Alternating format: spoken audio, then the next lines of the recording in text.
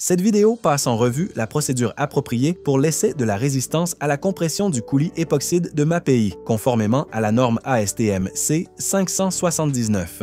Avant de s'installer sur le chantier, toutes les parties concernées devraient se rencontrer et passer en revue la fiche technique du produit MAPI sélectionné. Sélectionnez la norme appropriée pour la procédure d'essai de résistance à la compression. Cette information est généralement indiquée sur la fiche technique, à la section « Propriétés de performance du produit ». Assurez-vous de consulter la version la plus récente, disponible sur le site web de MAPI. Suivez les instructions de mélange des produits sélectionnés pour choisir le bon mélangeur et les bons outils. Utilisez l'EPI recommandé lors du mélange et de l'installation des coulis et des mortiers de réparation MAPI. Mesurez et notez la température du support, des sacs de produits, de l'environnement ambiant et de la plaque d'assise en acier, ainsi que celle du produit mélangé, avant qu'il ne soit versé dans le moule. Le coulis époxyde doit toujours être conditionné à 23 degrés Celsius avant l'application. Des températures plus basses auront une incidence négative sur la résistance à la compression ainsi que sur la fluidité. Vérifiez l'équipement et le mélangeur pour s'assurer qu'ils sont complètement secs et exempts de contaminants. Une contamination par l'eau aura un effet négatif sur la réaction de durcissement du coulis époxyde.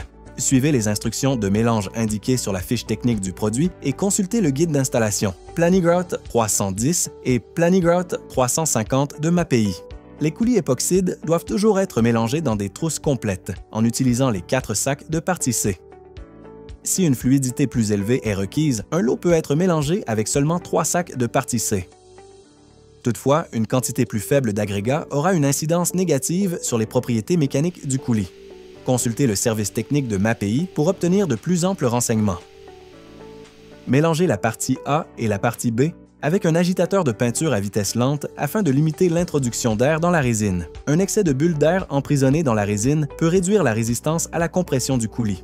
Ajoutez ensuite la résine mélangée à un mélangeur à cisaillement élevé, puis ajoutez graduellement les sacs de la partie C au mélange. Mélangez jusqu'à ce que les agrégats soient entièrement recouverts de résine. Seuls les moules en métal sont appropriés pour la fabrication des échantillons, comme indiqué ici. Les moules en plastique ne conviennent pas, car ils se déforment en raison de la réaction exothermique du coulis époxyde. Si les côtés des cubes ne sont pas parallèles, cela pourrait causer une rupture en cisaillement plutôt qu'une rupture par compression.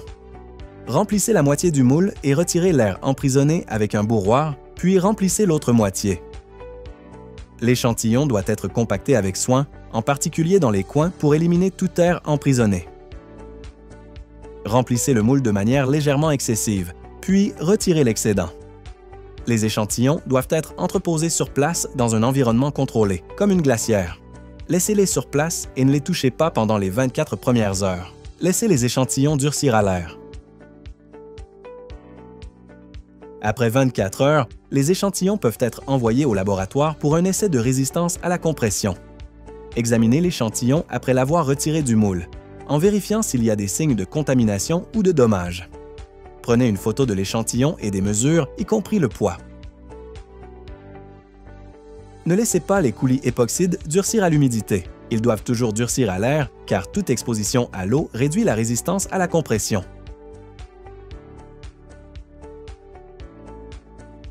Réglez la presse au taux de charge correct indiqué par la norme ASTM C 579 à 6000 livres par pouce carré ou 41 mégapascales par minute, puis placez l'échantillon sur le côté dans la presse. Les cubes ne devraient pas présenter de défaillance de type fragile, mais devraient se fissurer après une défaillance.